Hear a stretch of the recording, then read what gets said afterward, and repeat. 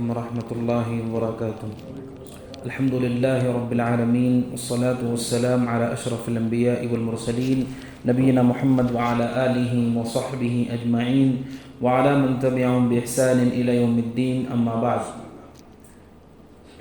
محترم بھائیوں، اللہ عز و جل نے قرآن کریم میں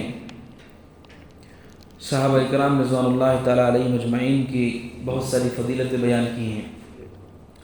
سورہ توبہ کی آیت نمبر 100 میں اللہ عز و جل نے انصار اور مہاجرین دونوں کی فضیلت بیان کی اور کہا کہ یہ لوگ اس قدر افضل ترین ہیں کہ والذین اتبعوہم بإحسان رضی اللہ عنہم ورضوا عنہ، کہ جو شخص احسان کے ساتھ انصار اور مہاجرین کی پیروی کرتا ہے اللہ عز و جل اس سے راضی ہو جاتے ہیں۔ رضی اللہ عنہ ورضوا عنہ، وہ اللہ سے راضی ہوتے ہیں اور اللہ عز و جل ان سے راضی ہوتا ہے۔ انصار اور مہاجرین دونوں کی اتنی فضیلت ہے، لیکن ان میں بھی اللہ عز و جل نے درجات رکھے ہیں۔ سارے صحابہ میں مطلق طور پر سب سے افضل ترین صحابہ خلفاء راشدین ہیں، اور ان خلفاء راشدین میں سب سے افضل حضرت ابوبکر صدیق رضی اللہ عنہ ہیں۔ خلفاء راشدین کے بعد باقی عشر مبشرہ ہیں، جن کو ایک حدیث میں نبی اکرم صلی اللہ علیہ وسلم نے جنت کی خوشخبری دی۔ عشر مبشرہ میں خلفاء راشدین میں سب سے پہلا جن کا درجہ ہے، فضیلت ہے، وہ حضرت ابوبکر صدیق رضی اللہ تعالیٰ عنہ ہیں۔ آج کے درس میں باذن اللہ تعالیٰ ان کی سیرت کے حوالے سے گفتگو ہوگی۔ حضرت ابوبکر صدیق رضی اللہ تعالیٰ عنہ کا نام عبداللہ ہے، اور چونکہ آپ اپنی کنیت سے مشہور ہیں، اس وجہ سے عثمان عبداللہ اس نام سے آپ نہیں پہچانے جاتے، جبکہ آپ کا حقیقی نام عبداللہ ہے، اور آپ کے والد کا نام ابو قحافہ، یہ والد کا نام اسی طرح مشہور ہے، جبکہ ان کے والد کا حقیقی نام عثمان ہے۔ عثمان ان کے والد کا نام ہے، تو اس طرح سے ابوبکر صدیق رضی اللہ عنہ کا نام عبداللہ بن عثمان ہے، لیکن دونوں باپ اور بیٹا دونوں کے دونوں کنیت سے مشہور ہیں۔ ابو بکر بن ابو قحافہ اس نام سے دونوں کے دونوں مشہور ہیں، اور یہ مشہور ترین نام ہے عبداللہ بن عثمان۔ یہ وہ نام ہے جس کو امام ترمذی رحمۃ اللہ علیہ نے سنن کے اندر ذکر کیا ہے، جہاں پر انہوں نے ابوبکر صدیق رضی اللہ عنہ کے مناقب ذکر کیے ہیں۔ وہاں پر انہوں نے باب جب باندھا تو وہاں پر انہوں نے عبداللہ بن عثمان اس نام کو ذکر کیا ہے، یعنی ابوبکر صدیق رضی اللہ عنہ کا حقیقی نام عبداللہ بن عثمان ہے، لیکن کنیت سے آپ مشہور ہیں۔ حضرت ابوبکر صدیق رضی اللہ تعالیٰ عنہ یہ قریش سے ہیں، اس وجہ سے آپ کا نسب نبی اکرم صلی اللہ علیہ وسلم سے جا کر مل جاتا ہے، اور آپ کے مختلف القاب ہیں۔ ان میں سے ایک مشہور لقب ہے عتیق۔ حضرت ابوبکر صدیق رضی اللہ عنہ کو عتیق کہا جاتا ہے۔ عتیق اس کو کہتے ہیں جسے آزاد کیا گیا ہے، آزاد کو عتیق کہتے ہیں۔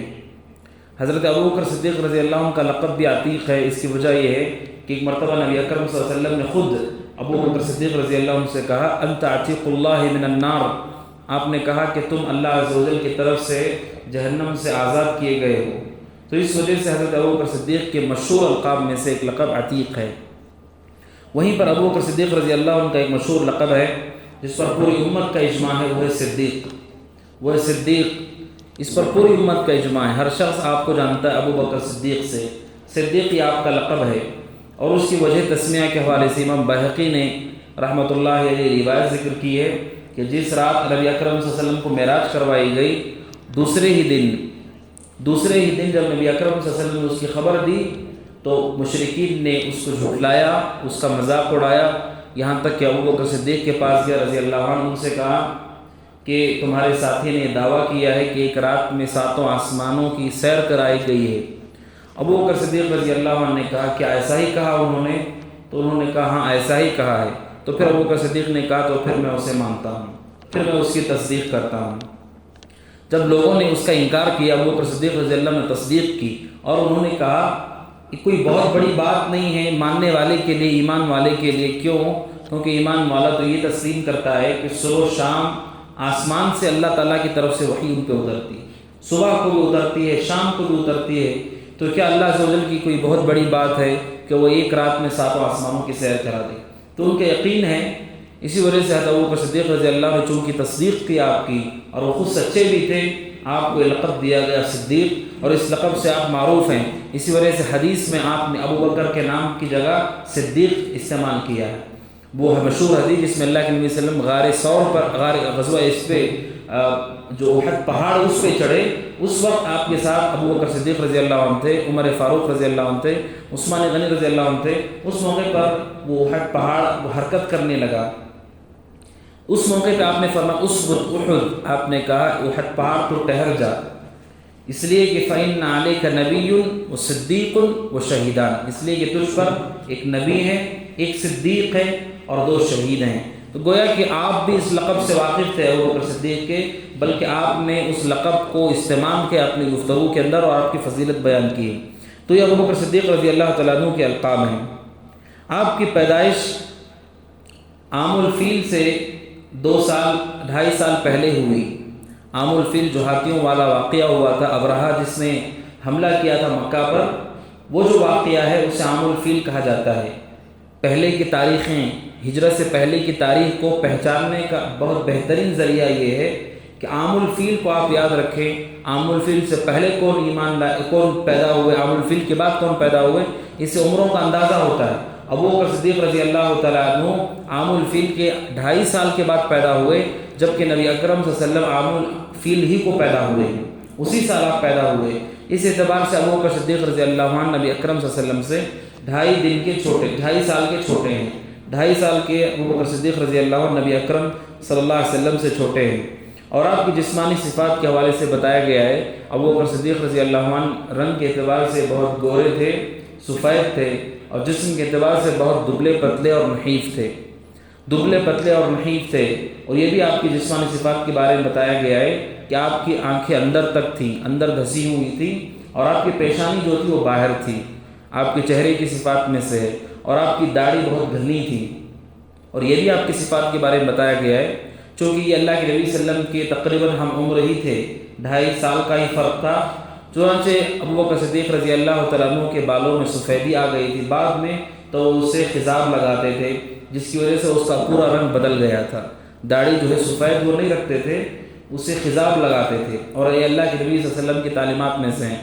ابو بکر صدیق رضی اللہ تعالیٰ عنہ کے والد جو ابو قحافہ ہیں، جن کا نام میں نے کہا عثمان ہے، فتح مکہ کے موقع پر وہ مسلمان ہو گئے، بہت بوڑھے ہو گئے تھے، ان کو اٹھا کر لایا گیا۔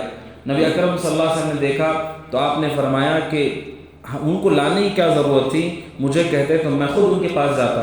ابو بکر صدیق نے کہا نہیں اللہ کے نبی، آپ کے پاس آیا جاتا ہے، آپ کسی کے پاس جائیے نہیں، بلکہ لوگوں کو آپ کی طرف آنا ہے۔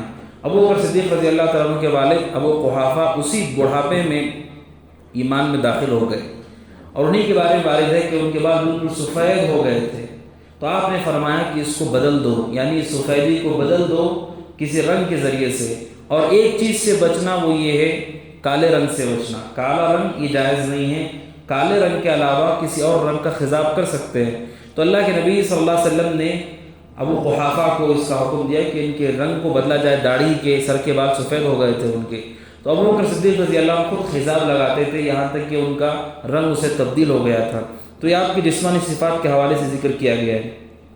اور آپ کی ایک صفت جو معنوی صفت ہے جسے ابو بکر صدیق رضی اللہ عنہ پہچاننے کے، وہ یہ تھے کہ آپ بہت نرم دل آدمی تھے۔ اسیفاً، وہ شخص جس کا دل بہت نرم ہوتا ہے، جو آدمی اللہ عز و جل کا ڈر بھی رکھتا ہے، تقوی بھی رکھتا ہے، ساتھ میں دل نرم بھی ہے، لوگوں کی اذیت کو دیکھ کر وہ پریشان ہو جاتا ہے، لوگوں کو اگر مبتلا دیکھتا ہے تو اسے دکھ ہوتا ہے۔ تو ابو بکر صدیق رضی اللہ عنہ کی صفات میں سے یہ کہ بہت نرم دل صحابی تھے۔ اسی وجہ سے اللہ کے نبی صلی اللہ علیہ وسلم نے جب آخری مرض کے موقع پر کہا کہ مروا ابا بکر فلیصلی بالناس، لوگوں سے کہو کہ ابو بکر نماز پڑھائیں، تو اس موقع پہ عائشہ صدیقہ نے کہا اللہ کے نبی میرے والد بہت نرم دل آدمی ہیں، آپ کی جگہ کھڑے ہوں گے تو پھر وہ اتنا روئیں گے کہ پیچھے والوں کو قرات نہیں سمجھ میں آئے گی، اس قدر وہ نرم دل آدمی تھے ابو بکر صدیق رضی اللہ عنہ۔ اور آپ کے بارے میں یہ بات وارد ہے کہ پہلے ہی سے ابو بکر صدیق رضی اللہ عنہ نسب کے اعتبار سے، نسب نامہ جسے کہتے ہیں، سب سے زیادہ اس کے جاننے والے تھے، قریش کے نسب کو سب سے زیادہ وہ جانتے تھے۔ نسب کیا ہے؟ میں، میرے والد، میرے دادا، پردادا، اس طرح سے اوپر تک ہمارے آبا و اجداد، ان کی گنتی اور ان کے نام، عرب کے لوگ ہمیشہ اپنے نسب کی حفاظت کرتے تھے، اور وہ اسے اپنے لیے بہت بڑے فخر کی بات سمجھتے تھے، حتیٰ کہ وہ جانوروں کا بھی نسب محفوظ رکھتے تھے۔ یہ جو اونٹ ہے، یہ اونٹ کس کا بچہ ہے اور وہ کس کا بچہ ہے، اس طرح سے وہ جانوروں تک کا نسب یاد رکھتے تھے۔ اسی وجہ سے ابو بکر صدیق رضی اللہ تعالیٰ عنہ کی خوبی بتایا گیا ہے کہ وہ نساب تھے، بہت زیادہ ان کو علم تھا نسب کے اعتبار سے، جیسا کہ ابن نصیر رحمۃ اللہ علیہ نے ذکر کیا ہے۔ ابو بکر صدیق رضی اللہ تعالیٰ عنہ نے بہت جلد اسلام قبول کیا، بہت جلد مسلمان ہو گئے، بلکہ ابو بکر صدیق رضی اللہ عنہ وہ صحابی ہیں جو سب سے پہلے ایمان لانے والوں میں سے ہیں، مردوں میں سب سے پہلے جنہوں نے ایمان قبول کیا ابو بکر صدیق ہیں۔ یہ ان کی منقبت ہے، ان کی فضیلت ہے۔ ابن کثیر رحمۃ اللہ نے ذکر کیا ہے، اس کی وجہ کیا ہے؟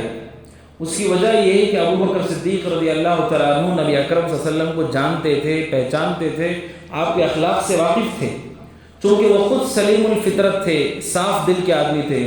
ابو بکر صدیق رضی اللہ تعالیٰ عنہ کی یہ بات سمجھ میں آ گئی، جو آدمی عام بات چیت میں جھوٹ نہیں بولتا، لوگوں کے معاملات میں جھوٹ نہیں بولتا، کبھی بھی آپ کی زبان سے جھوٹ نہیں نکلا ہے، جو آدمی معاملات جو انسانوں کے ان میں ہی جھوٹ نہیں بولتا، تو اللہ پہ کیسے جھوٹ بول سکتا ہے؟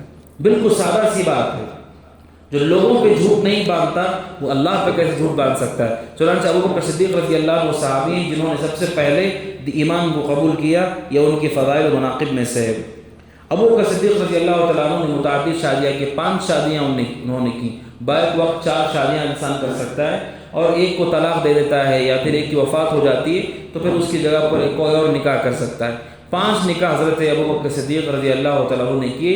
ان میں سے ام رومان ایک ہے جو ان کی زوجہ ہے، ان سے اللہ عز و جل نے آپ کو عائشہ رضی اللہ تعالیٰ عنہ اور عبد الرحمن رضی اللہ تعالیٰ عنہ عطا کی، اور ان کی زوجہ ہے جنہیں قتیلہ کہا گیا ہے۔ قتیلہ یہ وہ خاتون ہے ابو بکر صدیق رضی اللہ عنہ کی زوجہ ہیں، جن سے اللہ عز و جل نے ان کو حضرت اسماء عطا فرمایا۔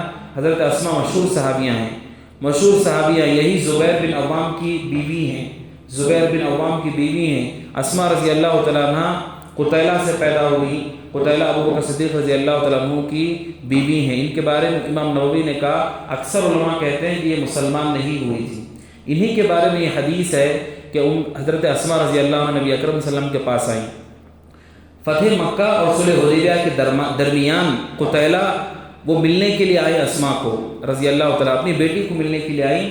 تو اس موقع پر اسماء کہتی ہیں رضی اللہ عنہا، میں اللہ کے نبی کے پاس گئی، فاستفتیت رسول اللہ، میں نے رسول اللہ صلی اللہ علیہ وسلم سے فتویٰ پوچھا کہ اس کے ساتھ مجھے کیا کرنا چاہیے، کیسے تعامل کرنا چاہیے، یا رشتہ داری صرف مسلمانوں سے ہونی چاہیے یا کافر سے بھی رشتہ داری ہمیں ہموار رکھنی چاہیے؟ تو میں یہ فتویٰ پوچھنے کے لیے نبی کے پاس گئی، کہا اللہ کے نبی میری ماں آئی ہے ملنے کے لیے، وہ مشرکہ ہے، کافرہ ہے، اس کے ساتھ میں کیا کروں؟ آپ نے کہا صلیھا، آپ نے فرمایا اس کے ساتھ بھی حسن سلوک کرو، اس کے ساتھ بھی صلہ رحمی کرو۔ یہ وہ حدیث جو آپ نے بیان فرمائی وہ حضرت ابو بکر صدیق کی انہی بیوی کے حوالے سے جنہیں قتیلہ کہا جاتا ہے، جن کے بارے میں اکثر اہل علم کی رائے یہ ہے کہ وہ مسلمان نہیں ہوئی تھی۔ تو اللہ کے نبی صلی اللہ علیہ وسلم کے حکم پر اسماء رضی اللہ تعالیٰ عنہ نے ان کے ساتھ حسن سلوک کیا۔ حضرت ابو بکر صدیق رضی اللہ تعالیٰ عنہ کا ایک نکاح حبیبہ بنت خارجہ سے ہوا تھا۔ حبیبہ بنت خارجہ کون ہے، ان کا ذکر آگے آئے گا۔ ابو بکر صدیق رضی اللہ تعالیٰ عنہ کے حوالے سے یہ خوبی اہل علم نے ذکر کی ہے، یہ وہ صحابی ہیں، اگرچہ کہ وہ نرم دل ہیں لیکن سب سے زیادہ بہادر صحابی یہی ہیں، سب سے زیادہ شجاع صحابی یہی ہیں۔ دیکھیے بعض صفات ایسی جو متضاد ہیں، ایک آدمی بیک وقت نرم دل بھی ہو، شجاع بھی ہو، ایسا عام طور پہ نہیں ہوتا ہے، لیکن سبحان اللہ یہ خوبی سمجھے ابو بکر صدیق رضی اللہ عنہ کی، بیک وقت دونوں صفات ان کے اندر تھی۔ نبی اکرم صلی اللہ علیہ وسلم کا بھی یہی معاملہ تھا، آپ کے اندر بیک وقت وہ 2 صفات ہوتی تھی جو عام طور پہ جمع نہیں ہو سکتی۔ انسان یا تو ملنسار ہوتا ہے، بہت زیادہ لوگوں سے ملتا جلتا ہے، ہنسی مذاق کرتا ہے، اٹھنا بیٹھنا کرتا ہے، یہاں تک کہ اس کی ہیبت ختم ہو جاتی ہے، اسے گھبراہٹ نہیں ہوتی۔ کسی آدمی سے بات کرتے ہیں، کوئی آدمی اسے بات کرنا چاہے تو اسے گھبراہٹ نہیں ہوتی۔ آدمی اپنے دوست سے بات کرتے ہوئے نہیں گھبراتا ہے، وہیں کسی بڑے شخص سے بات کرتے ہوئے گھبراتا ہے، کیونکہ اس کی ہیبت ہوتی ہے، کیونکہ وہ ہمارے ساتھ اٹھنا بیٹھنا نہیں کرتا ہے۔ نبی اکرم صلی اللہ علیہ وسلم کے بارے میں اہل علم نے ذکر کیا ہے کہ آپ کے اندر دونوں صفات ایک ساتھ تھی، کہ اللہ کے نبی صلی اللہ علیہ وسلم بہت زیادہ ملنسار تھے، فقراء کے ساتھ بھی بیٹھتے تھے، مساکین کے ساتھ بھی بیٹھتے تھے، لوگوں سے اچھی طرح بات کرتے، مسکراتے تھے، لوگوں کے ساتھ بسا اوقات مذاق بھی کرتے تھے، لیکن اس کے باوجود آپ کی ہیبت حد درجے صحابہ کے اندر پائی جاتی تھی۔ دو متضاد صفات ہیں۔ ایک مرتبہ نبی اکرم صلی اللہ علیہ وسلم نے ظہر کی نماز میں کمی کر دی، ظہر کی نماز میں آپ نے کمی کر دی، 2 رکعت نماز پڑھا کے آپ نے سلام پھیر دیا اور سلام پھیر کر آپ مسجد کے صحن میں چلے گئے۔ کہتے ہیں اس حدیث میں کہ اس مصلیوں میں ابو بکر صدیق بھی تھے، عمر فاروق بھی تھے، فہابا یکلمہ، مگر سب کے سب ڈر گئے کہ کیسے نبی کو بتائیں کہ نماز میں آپ بھول گئے تھے۔ نبی اکرم صلی اللہ علیہ وسلم نے ظہر کی 4 کی جگہ پر 2 پڑھا دی۔ کہتے ہیں ابو بکر صدیق ہوتے ہوئے بھی سب گھبرا گئے، کیسے ہم نبی سے بات کریں، یعنی آپ کا رعب اور آپ کی ہیبت ایسی تھی۔ ایک مرتبہ ایسا ہوا، آپ نے نماز پڑھائی، دیکھا 2 صحابہ پیچھے ہیں بالکل، آپ نے ان دونوں کو بلایا، اعلیٰ رسلکما، آپ نے دونوں کو بلایا۔ صحابی کہتے ہیں جب وہ 2 آ رہے تھے لوگ جن کو آپ نے بلایا، جو جماعت میں نہیں شریک تھے، پیچھے بیٹھے ہوئے تھے، جب وہ 2 لوگ آئے تو اس حال میں آئے کہ وہ کانپ رہے تھے، آپ کے ہیبت کے سبب کانپ رہے تھے، حالانکہ کبھی آپ کسی سے بد اخلاقی نہیں کرتے، آپ سب کے ساتھ خوش مزاجی سے ملتے تھے، مگر آپ کی ہیبت تھی۔ تو 2 متضاد صفات بسا اوقات اللہ عز و جل ایک شخصیت میں جمع کرتا ہے کہ وہ ملنسار بھی ہو اور اس کی ہیبت ہو، اس کے تعظیم لوگوں کے دلوں کے اندر ہو۔ ابو بکر صدیق رضی اللہ عنہ نرم دل ہونے کے ساتھ ساتھ بہت شجاع تھے، بلکہ حضرت علی رضی اللہ عنہ کہتے ہیں، مسند بزار کی روایت ہے، انہوں نے لوگوں سے پوچھا من اشجع الناس، ہم بھی لوگ کہتے ہیں نا بہادر کون ہے صحابہ میں، حضرت علی ہیں۔ حضرت علی نے ہی لوگوں سے پوچھا من اشجع الناس، صحابہ میں سب سے بہادر کون ہے؟ تو لوگوں نے جواب دیا کہ آپ بہادر ہیں۔ حضرت علی رضی اللہ تعالیٰ عنہ نے کہا کہ نہیں، اشجع الناس، سارے صحابہ میں سب سے بہادر کوئی ہے، ابو بکر صدیق ہے رضی اللہ عنہ۔ اس موقع پہ انہوں نے بہادری دکھائی کہ آپ اندازہ کر سکتے ہیں کہ کس قدر بہادری ان کے اندر کی، حوصلہ ان کے اندر تھا۔ حضرت عبداللہ بن عمرو بن عاص سے ایک شخص نے پوچھا کہ مشرکین نے جو آپ پہ اذیت کی حد کر دی، اس کا ایک نمونہ ہمیں بتایا جائے۔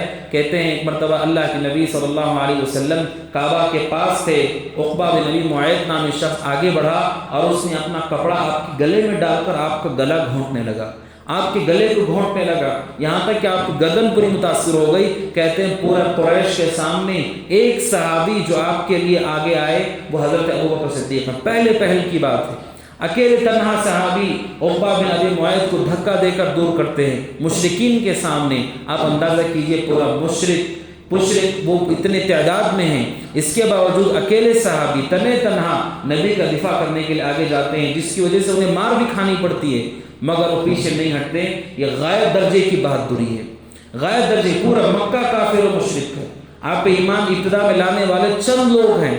ابو بکر صدیق رضی اللہ عنہ کسی کی پرواہ کیے بغیر نبی کو بچانے کے لیے آگے بڑھتے ہیں۔ اب حضرت علی رضی اللہ عنہ کہتے ہیں کہ اس سے بڑی کوئی بہادری ہو سکتی ہے؟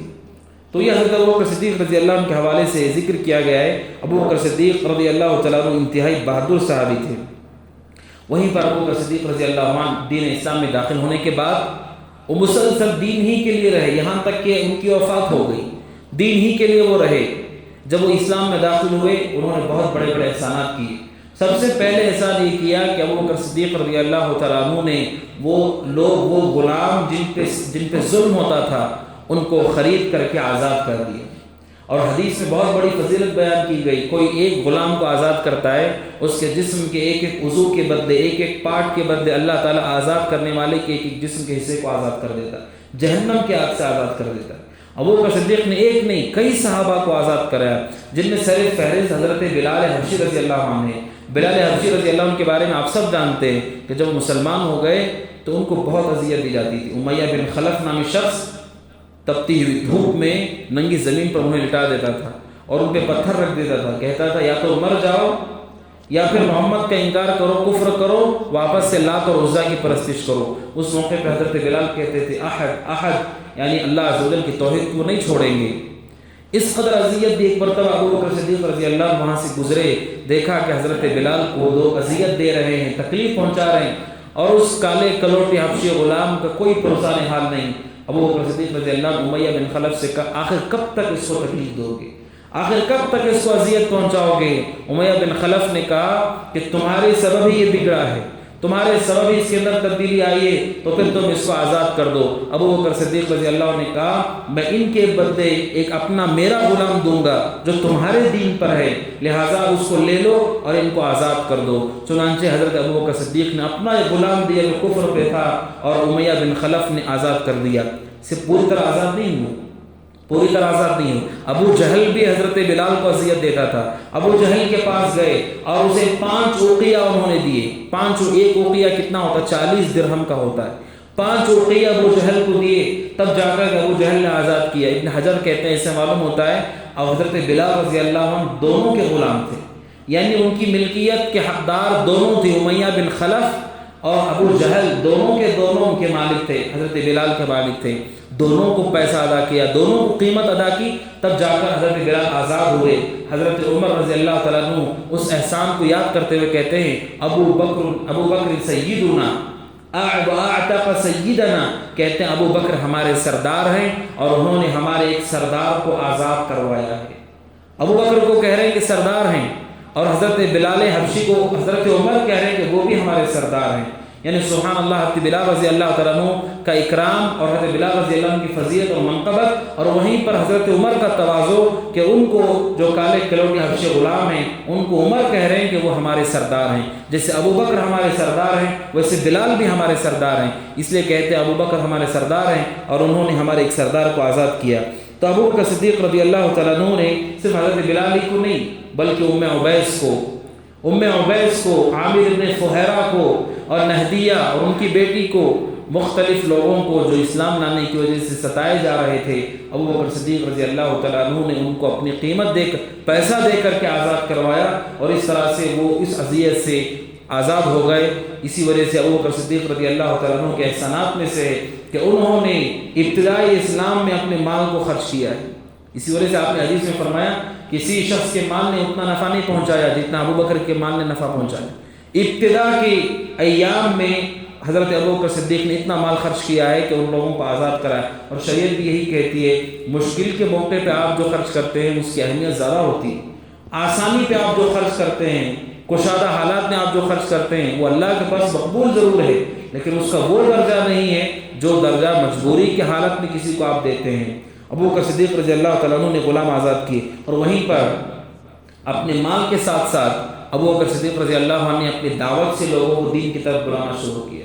اور چونکہ ان کے بارے والد ہے کہ بہت با اخلاق صحابی تھے، اور جو بھی ان سے بات کرتا تھا متاثر ہو جاتا تھا، اور اخلاق میں وہ نبی کی شباہت رکھتے تھے صلی اللہ علیہ وسلم، جیسا کہ آگے ذکر آئے گا۔ چنانچہ ابو بکر صدیق رضی اللہ تعالیٰ عنہ کے ہاتھوں پر ایمان لانے والے عشرہ مبشرہ کے بڑے بڑے صحابہ، حضرت عثمان رضی اللہ تعالیٰ عنہ ابو بکر صدیق کے ہاتھوں پر ایمان لائے۔ حضرت عثمان رضی اللہ عنہ، سعد بن ابی وقاص رضی اللہ عنہ، طلحہ بن عبید اللہ رضی اللہ عنہ، عشرہ مبشرہ کے یہ صحابہ حضرت ابو بکر صدیق رضی اللہ عنہ کے ہاتھوں پر ایمان لائے، تو اس سے اندازہ کر سکتے ہیں ابو بکر صدیق رضی اللہ تعالیٰ عنہ کی دعوت اللہ کے اعتبار سے کس قدر عظیم خدمات ہیں۔ جب مشرکین کی اذیتیں بہت زیادہ ہو گئیں، ابو بکر صدیق رضی اللہ عنہ نے بھی ارادہ کیا وہ بھی حبشہ چلے جائیں گے۔ چنانچہ اجازت لے کر کے وہ حبشہ کی طرف نکل گئے۔ مکہ سے 5 میل پر پہنچے تھے کہ ایک شخص سے ان کی ملاقات ہو گئی، اس کا نام تھا ابن الدغنہ۔ ابن الدغنہ ایک سردار تھا، ایک قبیلہ ہے بنو قارہ۔ بنو قارہ ایک قبیلہ ہے مشہور عرب کا، جن کے بارے میں کہا جاتا ہے کہ ان جیسا تیر انداز کوئی نہیں تھا، تیر چلانے میں سب سے زیادہ مہارت بنو قارہ کو تھی۔ اس قارہ قبیلے کے سردار ابن الدغنہ کی ملاقات ابو بکر صدیق سے ہوئی جب وہ مکہ سے 5 میل کے فاصلے پہ تھے۔ ابن الدغنہ نے پوچھا کہ تم کہاں جا رہے؟ ابو بکر صدیق نے کہا کہ تمہارے قوم کے لوگوں نے بہت اذیت دی، لہٰذا میں زمین پر گھوموں گا اور اللہ کی عبادت کروں گا۔ یہ نہیں بتایا کہ حبشہ جا رہا ہوں، کیونکہ وہ بھی کافر ہے، مشرک ہے، اس کا کیا بھروسہ۔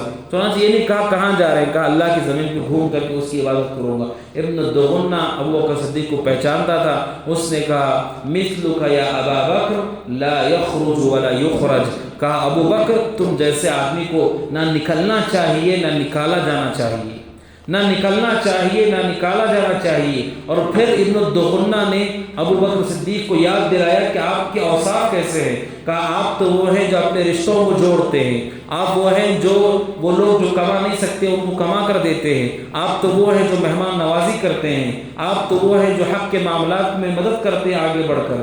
یعنی حضرت ابو بکر صدیق کے لیے ابن الدغنہ نے وہی اوصاف بیان کی ہو بہو جو اوصاف کے حضرت خدیجہ نے نبی اکرم صلی اللہ علیہ وسلم کے لیے بیان کیے تھے۔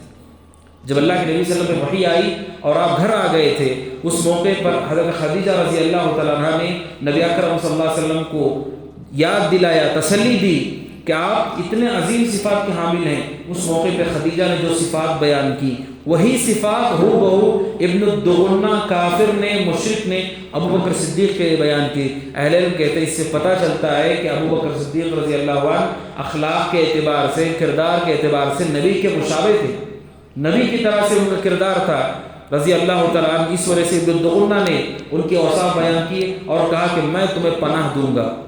عرب میں کیا ہوتا تھا، کوئی بھی آدمی جو دشمن ہے اگر وہ آ گیا اس علاقے میں، اپنے دشمنوں کے علاقے میں، تو اسے قتل کر دیا جاتا تھا۔ مگر کوئی آدمی انہی کا، اسی قوم کا کہہ دے کہ اگرچہ کہ ہمارا دشمن ہے مگر میں اسے پناہ دوں گا، تو پھر وہ لوگ اس کا احترام کرتے تھے، اسے قتل نہیں کرتے تھے۔ یہ ان کے یہاں پر سلسلہ تھا، کسی کو امن دے دینا، کسی کو پناہ دے دینا۔ ابن الدغنہ نے کہا ابو بکر آپ کو کوئی اذیت نہیں دے گا، میں آپ کو پناہ دینے کے لیے تیار ہوں۔ چنانچہ ابو بکر صدیق لے کر مکہ میں گیا اور قریش کے لوگوں سے کہا کہ تم نے اتنے اچھے آدمی کو باہر کر دیا، اس جیسے آدمی کو نہ باہر جانا چاہیے نہ باہر نکالا جانا چاہیے۔ اور قریش کے سامنے بھی ابو بکر صدیق کے وہی اوصاف بیان کیے۔ یہ ہمارے لیے بہت بڑی عبرت کی بات ہے، درس کی بات ہے کہ ہم چونکہ ہم بھی مشرکین کے درمیان رہتے ہیں، کفار کے درمیان رہتے ہیں، جیسا کہ ابو بکر صدیق رہتے تھے، ایک کافر ہی ان کی حمایت کے لیے کھڑا ہو گیا، ان کے کردار کی وجہ سے، ان کے اخلاق کی وجہ سے۔ تو اس مسلمان کے لیے خاص طور پر یہ نصیحت ہے جو کفار کے درمیان رہتے ہیں کہ ہمیں اخلاق کے ساتھ رہنا چاہیے، اچھے کردار کے ساتھ رہنا چاہیے، اگرچہ کہ وہ کافر ہے مگر وہ حضرت ابو بکر کا حمایتی بن کر کھڑا ہو گیا۔ اگر ہم با اخلاق رہیں گے تو پھر ہو سکتا ہے کہ ان کے ذریعے سے ہی ہماری تائید کر دی جائے، جیسا کہ ابو بکر صدیق رضی اللہ تعالیٰ عنہ کے لیے ابن الدغنہ نے کیا۔ ابو بکر صدیق رضی اللہ تعالیٰ عنہ ان کے حوالے سے یہ بات بھی بیان کی گئی ہے کہ جب ہجرت کی بات آئی صحابہ ہجرت کر کے چلے گئے، مگر ابو بکر صدیق رضی اللہ عنہ مکہ ہی میں تھے، مدینہ کی ہجرت کی بات ہے۔ صحابہ چلے گئے مگر اللہ کے نبی صلی اللہ علیہ وسلم بھی مکہ میں ہیں اور ابو بکر صدیق رضی اللہ عنہ مکہ میں ہیں۔ ابو بکر صدیق رضی اللہ عنہ انتظار کر رہے ہیں کہ اگر اللہ عز و جل نبی کو اجازت دے نکلنے کی تو میں بھی نبی کے ساتھ ہو جاؤں۔ چنانچہ ابو بکر صدیق رضی اللہ عنہ اس کے انتظار میں تھے، مگر ابتدا میں آپ کو اجازت نہیں دی گئی۔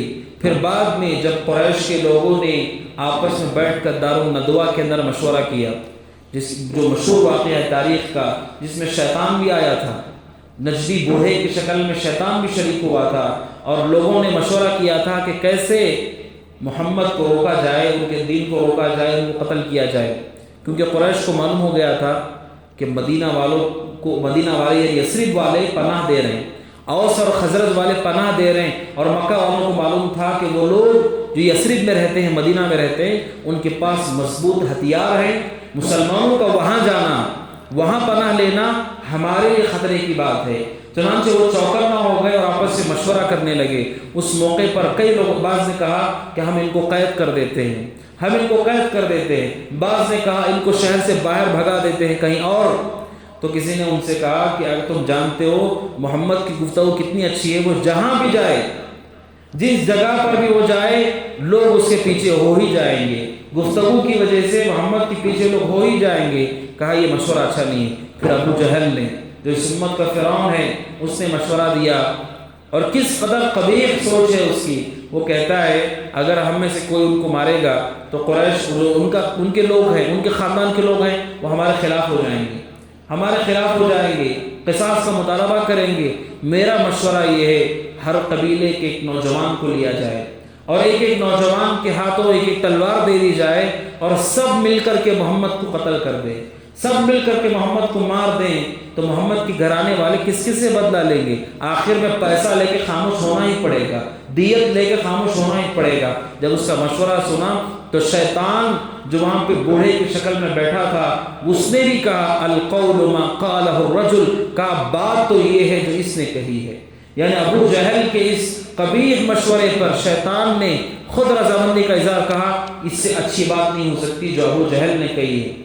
جب یہ معاملہ ہو گیا، اللہ عز و جل نے نبی اکرم صلی اللہ علیہ وسلم کو خبر دے دی کہ آپ کے حوالے سے تیاری کی جا رہی۔ اذ یمکر بک الذین کفروا، قرآن مجید کی آیت نازل ہوئی کہ لوگ آپ کے خلاف مکر کر رہے ہیں، آپ کو قتل کریں گے۔ یہ سارے معاملات آپ کو اجازت دے دی کہ ہجرت کرنے کی۔ نبی اکرم صلی اللہ علیہ وسلم ظہر کے وقت ابو بکر صدیق رضی اللہ عنہ گھر کے پاس گئے، دوپہر بالکل اس موقع پہ گھر کے پاس گئے اور آپ اپنا سر چھپائے ہوئے تھے اور جا کر کے اجازت طلب کی، اور آپ کو ابو بکر صدیق کو بتایا گیا کہ اللہ کے نبی صلی اللہ علیہ وسلم آئے ہیں۔ ابو بکر صدیق رضی اللہ تعالیٰ خوش ہو گئے اور چارپائی سے ہٹ گئے اور آپ کو بیٹھنے کے لیے کہا۔ اللہ کے نبی صلی اللہ علیہ وسلم بیٹھ گئے۔ پھر آپ نے ابو بکر سے کہا ابو بکر مجھے اللہ عز و جل نے اجازت دے دی ہے خروج کی کہ ہم مکہ سے نکل کر کے مدینہ چلے جائیں۔ تو اس موقع ابو بکر صدیق نے کہا الصحبہ، اے اللہ کے نبی میری درخواست ہے کہ اس سفر میں مجھے آپ ساتھ رکھ لیں، اس سفر میں مجھے آپ ساتھ رکھ لیں۔ ویسے بھی مکہ میں آپ کے ساتھ تھے مگر سفر میں بھی آپ کے ساتھ رہنا چاہتا ہوں، مجھے آپ کی صحبت نصیب کر دیں۔ آپ نے فرمایا کہ ٹھیک ہے تمہیں میری صحبت ملے گی، تم بھی میرے ساتھ رہو گے۔ اس سننے کے بعد ابو بکر صدیق رضی اللہ عنہ رونے لگے۔ حضرت عائشہ کہتی ہے رضی اللہ تعالیٰ عنہ مجھے نہیں معلوم تھا کہ کوئی خوشی سے بھی رو سکتا ہے۔ میں نے زندگی میں پہلی بار دیکھا کہ کوئی آدمی خوشی سے رو سکتا ہے جب میں نے میرے والد کو دیکھا کہ خوش ہو گئے کہ نبی کے ساتھ سفر کرنے کا موقع ملے گا۔ 2 اونٹ تیار کیے تھے ابو بکر صدیق نے، کہا اللہ کی نبی میں نے تیاری کیے، آپ اس کو لے، آپ 1 اونٹ لے لیں۔ آپ نے فرمایا کہ نہیں مجھے مفت نہیں چاہیے، میں اس کی قیمت دوں گا تب جا کر کے اس اونٹ کو لوں گا۔ بعض اہل علم نے ذکر کیا اس کی وجہ یہ تھی چونکہ ہجرت بہت بڑی عبادت ہے، بہت فضیلت کا کام ہے، تو آپ یہ چاہ رہے تھے کہ یہ عبادت پوری طرح سے میرے ذریعے سے ہو، کوئی بھی کسی کا احسان نہ ہو، کسی کی کوئی امداد نہ ہو، بلکہ میرے خرچ پر میری طرف سے وہ پوری کام کیے جائے جس سے عبادت پوری طرح سے کامل درجے سے ادا کی جائے۔ اس وجہ سے آپ نے کہا کہ نہیں میں اس کی قیمت دوں گا پھر تم سے اونٹ لوں گا۔ چنانچہ اللہ کے نبی صلی اللہ علیہ وسلم کے لیے سواری تیار کی گئی۔ رات میں ان لوگوں نے گھیراؤ کر لیا آپ کے گھر کا۔ آپ نے حضرت علی رضی اللہ عنہ سے کہا میرے جانے کے بعد امانتیں لوگوں تک پہنچا دینا، اور آپ ان کے آنکھوں کے سامنے سے نکلے مگر کسی نے آپ کو نہیں دیکھا، آپ کے ساتھ سامنے سے ہی نکلے مگر اللہ عز و جل نے ان کی آنکھوں کو غفلت میں ڈال دیا، کوئی آپ کو دیکھ نہیں سکا۔ چنانچہ 2 اونٹ تیار تھے پہلے سے ہی، اللہ کے نبی صلی اللہ علیہ وسلم سوار ہو کر وہ راستہ جسے عام طور پہ یثرب جاتے ہیں مدینہ جاتے ہیں، آپ نے وہ راستہ بدل کر کے دوسرے راستے کی طرف سے آپ جانا شروع ہو گئے اور آپ راستے میں نکل گئے۔ تو ابو بکر صدیق رضی اللہ عنہ ہجرت کے وقت بھی آپ کے ساتھ رہے، آپ کی صحبت رہی۔ پھر پلاننگ کے مطابق نبی اکرم صلی اللہ علیہ وسلم ابو بکر صدیق کے ساتھ غار ثور پہ ٹھہر گئے۔ آپ 3 دن تک وہاں ٹھہرے رہے، 3 دن تک وہاں ٹھہرے رہے، جس کا ذکر قرآن مجید نے کیا، جس کا ذکر قرآن مجید نے کیا۔ ثانی اثنین اذ ہما فی الغار اذ یقول لصاحبہ لا تحزن ان اللہ معنا۔ 3 دن تک ٹھہرے رہے، اور حالت یہ ہے کہ مشرکین تلاش کرتے کرتے غار کے منہ تک پہنچ گئے، یہاں تک قریب ہو گئے۔ ابو بکر صدیق کہتے ہیں رضی اللہ عنہ اے اللہ کے نبی ان میں سے کوئی بھی آدمی اپنے قدموں کو بھی دیکھے گا، اپنے پیروں کو بھی دیکھے گا تو ہم نظر آ جائیں گے۔ اتنے قریب پہنچ گئے مگر ان لوگوں نے آپ کو نہیں دیکھا۔ تو یہ سبحان اللہ یہ بتاتا ہے کہ اللہ عز و جل ہر چیز پر قدیر ہے، اور انسان اللہ عز و جل کی قدرت سے خارج نہیں ہے۔ اللہ عز و جل جب چاہتا ہے جو چاہتا ہے وہی دکھاتا ہے۔ آپ ذرا سوچیں غار کے منہ تک پہنچے مگر اتنی توفیق نہیں ہوئی کہ وہ غار کے اندر بھی داخل ہوں، تلاش کر سکے، کیونکہ اللہ عز و جل نے ان کو وہ سمجھ نہیں دی، وہ سمجھ اللہ عز و جل نے نہیں دی۔ اس طرح اللہ عز و جل اپنے مومن بندوں کی حفاظت کرتا ہے۔ چنانچہ وہ لوگ واپس چلے گئے غار کے منہ کے پاس سے۔ اس موقع پہ جب ابو بکر صدیق رضی اللہ عنہ گھبرا گئے، اللہ کے نبی صلی اللہ علیہ وسلم نے کہا یا ابا بکر ما ظنک باثنین اللہ ثالثہما۔ آپ نے کہا ابو بکر تمہارا کیا گمان ہے ان 2 لوگوں کے بارے میں جن کا تیسرا اللہ ہے، یعنی ہم 2 لوگ ہیں مگر ہمارا تیسرا اللہ ہے۔ تو آپ نے ابو بکر صدیق رضی اللہ عنہ کو تسلی دی، دلاسا دیا۔ چنانچہ 3 دن ہوئے، لیکن یہ 3 دن بھی بہت صبر آزما تھے، اور صرف ابو بکر نہیں بلکہ آپ کا پورا گھرانہ اللہ کی نبی کی مدد میں لگا ہوا تھا۔ آپ کے بیٹے عبداللہ، ابو بکر صدیق رضی اللہ عنہ کے ایک بیٹے عبداللہ رضی اللہ عنہ، وہ صبح سے لے کر شام تک پوری خبریں لوگوں کی جمع کرتے، یہ لوگ کیا بات کر رہے ہیں، یہ لوگ کیا کر رہے ہیں، ان کے کیا ارادے ہیں۔ جیسے رات تاریک ہو جاتی وہ چپکے سے غار میں آ جاتے تھے، غار ثور میں، اور اپنے والد اور اللہ کے نبی صلی اللہ علیہ وسلم کو ساری اطلاع دیتے تھے کہ یہ لوگ مکہ میں کیا کر رہے ہیں۔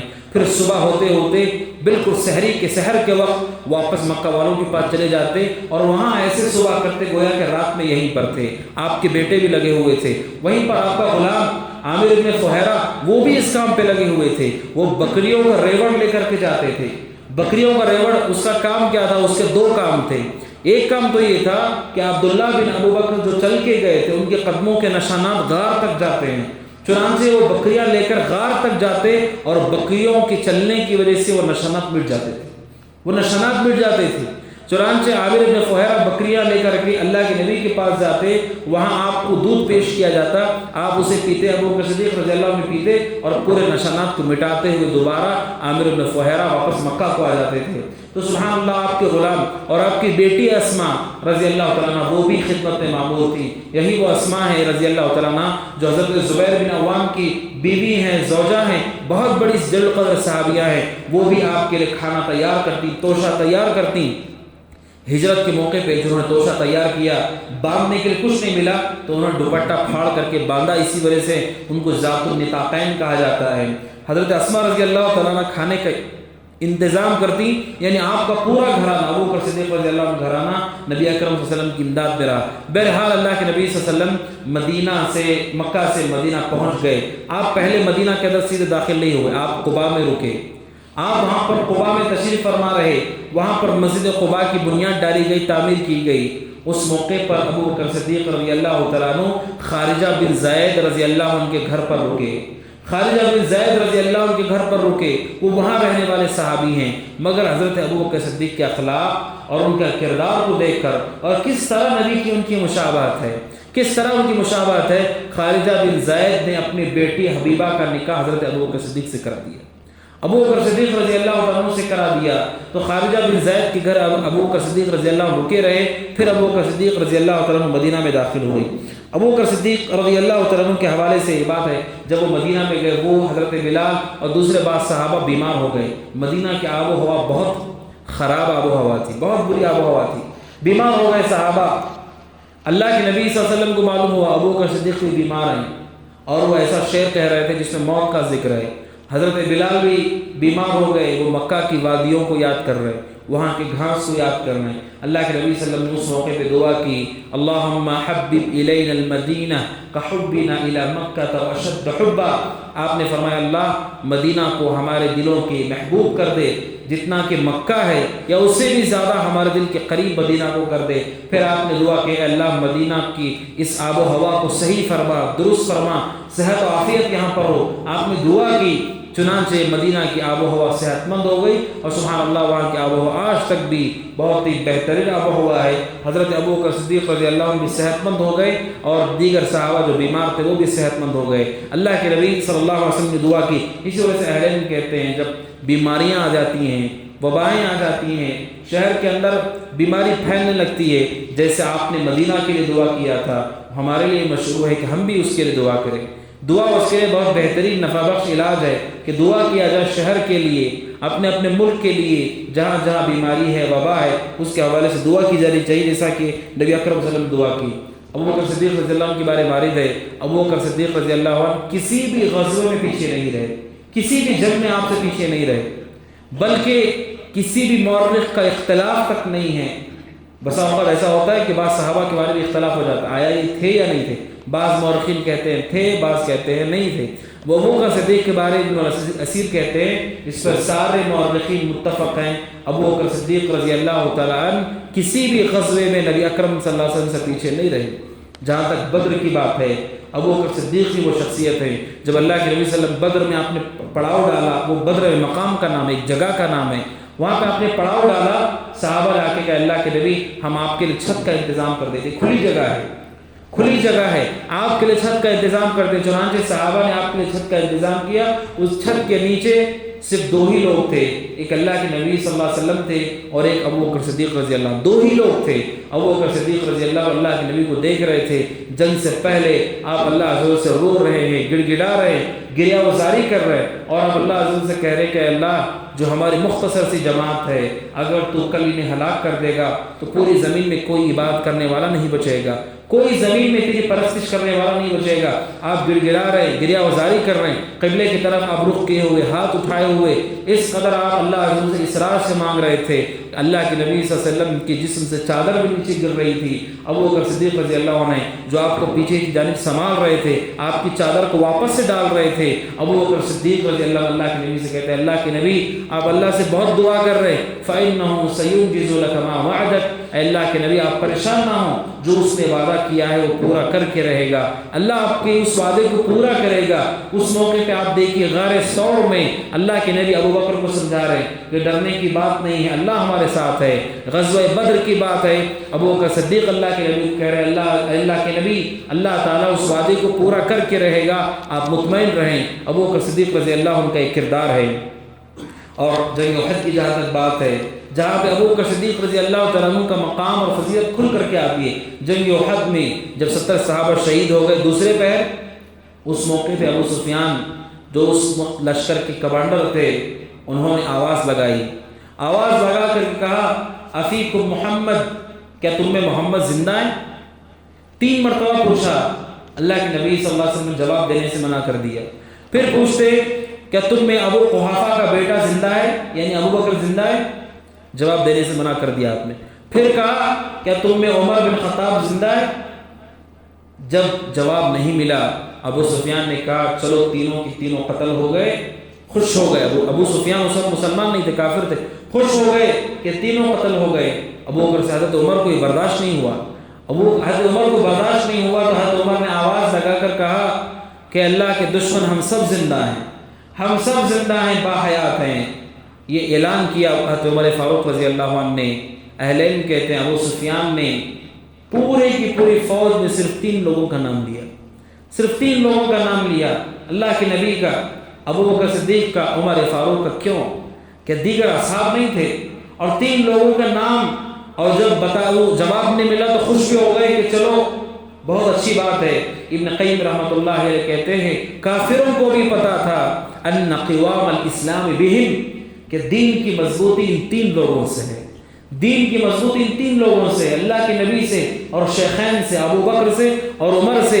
اس لیے ابو سفیان نے تسلی کر لی اگر یہ 3 لوگ اگر نہیں ہیں تو پھر ہمیں ڈرنے کی کوئی بات نہیں ہے۔ یہ 3 لوگوں کا مقام مرتبہ مشرکین بھی جانتے تھے، کفار بھی جانتے تھے۔ افسوس کی بات ہے کہ بہت سارے مسلمان نہیں جانتے، اپنے آپ کو مسلمان کہنے والے نہیں جانتے کہ اللہ کے نبی کے بعد سب سے زیادہ اصحاب میں آپ کے افضل ترین صحابہ ابو بکر صدیق اور عمر فاروق رضی اللہ عنہ ہیں۔ اور ابو بکر صدیق رضی اللہ عنہ کی منقبت اور فضیلت، صلح حدیبیہ کا موقع ہے۔ صلح حدیبیہ جب اللہ کے نبی صلی اللہ علیہ وسلم عمرہ کرنے کے لیے مکہ گئے، مکہ والوں نے روک دیا، اس موقع پر معاہدہ ہوا، صلح ہوئی، اور صلح میں ظاہری طور پر مشرکین نے ایسی شرطیں رکھی جو مسلمانوں کو اذیت پہنچانے والی شرطیں ہیں۔ ان میں سے ایک بڑی شرط جس کی وجہ سے سب سے زیادہ صحابہ کو اذیت ہوئی کہ کوئی بھی مسلمان اگر جان بچا کے مکہ سے مدینہ آ جائے تو تمہیں واپس مکہ بھیجنا پڑے گا، اس مسلمان کو واپس مکہ بھیجنا پڑے گا۔ آپ پہلے ہی مسلمانوں پہ وہ مکہ میں ظلم کر رہے تھے، کوئی جان بچا کے بھاگ کے بھی آ جائے تمہیں واپس کرنا پڑے گا۔ حضرت عمر نے سنا، بہت غمگین ہو گئے اور کہا اس سال عمرہ کرنے نہیں دیں گے، زبردستی۔ آپ کہہ رہے ہیں کہ ہم جنگ کے لیے نہیں آئے، صلح بھی ہو رہی ہے، پھر بھی انہوں نے کہا عمرہ کرنے کی اس سال اجازت نہیں ہے، اگلے سال آؤ عمرہ کرنے کے لیے۔ حضرت عمر رضی اللہ عنہ پریشان ہو گئے، غم زدہ ہو گئے، اللہ کے نبی سے آ کے کہتے ہیں کہ آپ اللہ کے سچے رسول نہیں ہیں؟ آپ نے کہا میں اللہ کا سچا رسول ہوں۔ کہا اللہ کے نبی کیا ہم لوگ حق پہ نہیں ہیں، وہ لوگ باطل پہ نہیں ہیں؟ کہا انہوں نے کہا، اللہ کے نبی نے فرمایا بالکل ہم حق پہ ہیں، وہ باطل پہ ہیں۔ حضرت عمر نے کہا فَلِمَن نُعْطِي الدَّنِيَّةَ فِي دِينِنَا، پھر ہم کیوں اس ذلت کو برداشت کریں؟ کیسے یہ لوگ زبردستی کر رہے ہیں؟ شرائط کے اندر دونوں کی باتیں ایک ساتھ ہونی چاہیے، ایک جیسی ہونی چاہیے، دونوں کا اپنا درجہ ہونا چاہیے، اس صلح میں ظاہر ہونا چاہیے۔ ظاہری طور پہ دکھ رہا ہے کہ وہ ہم پہ دباؤ ڈال رہا ہے، ہم کیوں اس ذلت کو برداشت کریں؟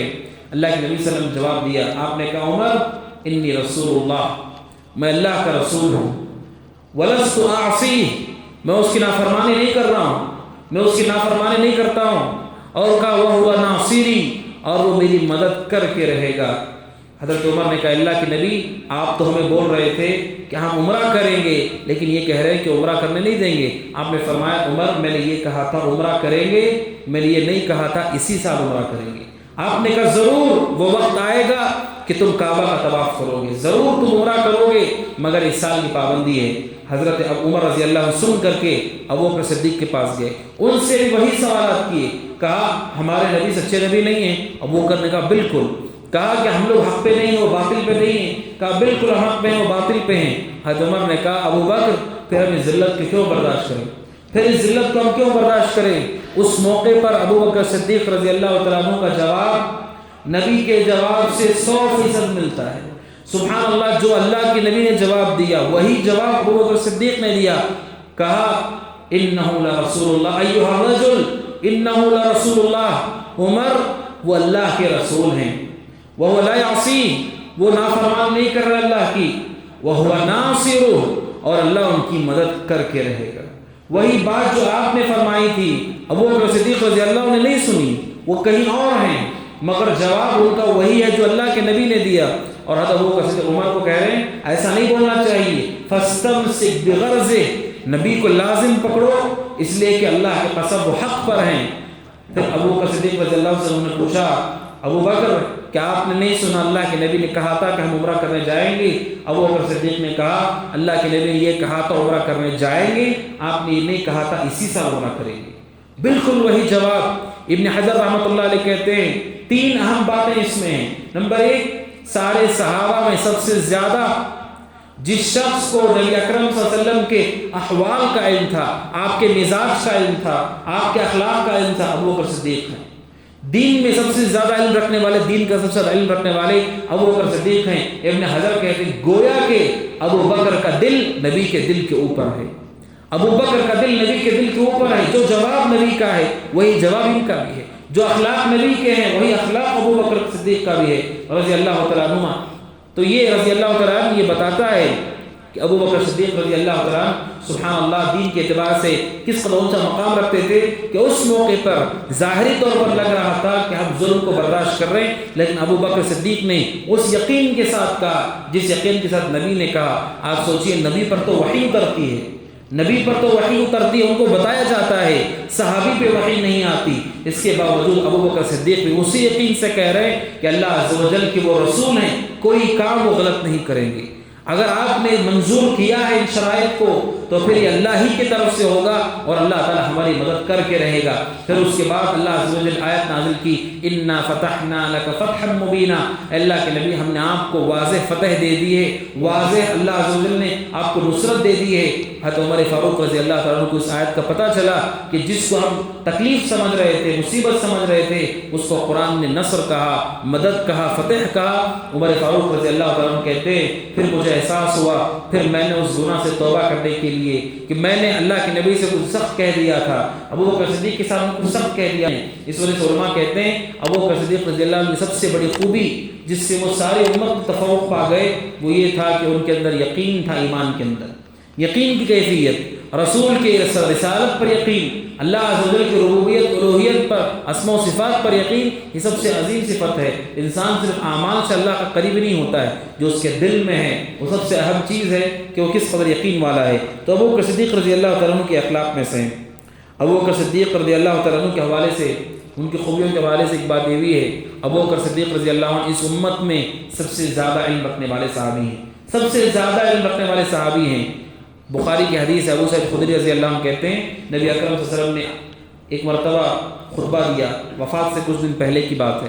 آپ نے خطبے میں کہا عبد خیرہ اللہ فی بین الدنیا والآخرہ، ایک بندہ ہے جس کو اللہ نے یہ اجازت دی چاہے وہ دنیا کو لے چاہے وہ آخرت کو لے، فاختار العبد الآخرہ، تو بندے نے آخرت کو چن لیا۔ آپ خطبے میں کہہ رہے ہیں، بیان میں کہہ رہے ہیں کہ ایک بندہ ہے جسے اللہ نے آخرت بھی دی، دنیا بھی دی، کہا دونوں میں سے کسی ایک کو لے لو، تو اس بندے نے آخرت کو لے لیا۔ کہتے ہیں ہم نے ابو بکر صدیق کو دیکھا وہ رو رہے تھے، ابو بکر صدیق رضی اللہ عنہ رو رہے تھے اور کہہ رہے تھے اللہ کے نبی میرے ماں باپ بھی آپ پہ قربان ہو جائیں، میرے ماں باپ بھی آپ پہ قربان ہو جائیں۔ کسی نے کہا اس بوڑھے کو کیا ہو گیا، اس بوڑھے کو کیا ہو گیا ہے، اس میں رونے کی کیا بات ہے؟ پھر ابو سعید خدری رضی اللہ عنہ کہتے ہیں وَكَانَ أَبُو بَكْرٍ أَعْلَمَنَا بِهِ، کہتے ہیں وہ ہم میں سب سے زیادہ علم رکھنے والے تھے۔ بعد میں صحابہ کو پتہ چلا اس بندے سے مراد خود اللہ کے نبی ہیں، اللہ نے آپ سے کہا یا تو آپ دنیا میں رہیں یا پھر میرے پاس آپ آ جائیں۔